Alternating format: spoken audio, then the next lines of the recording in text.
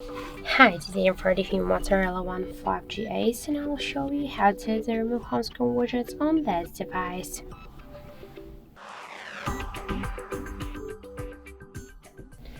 So first we should select the screen where we want to add the widget, and after that we should hold it for a while and then tap to the widgets icon. So let's a little bit decrease the brightness level. After that, you'll see here all the available applications widgets we can add.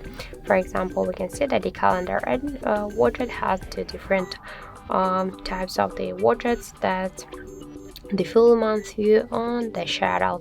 Just to add the widget, we should hold it and just drag it to our home screen.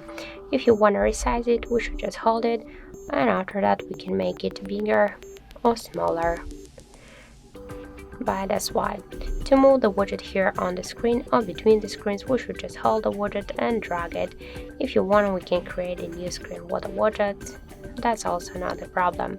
And just to remove it from the home screen, we should hold it and drag to remove icon. So that's it. Thank you for watching, and if you find this video helpful, don't forget to leave a like, comment, and to subscribe our channel.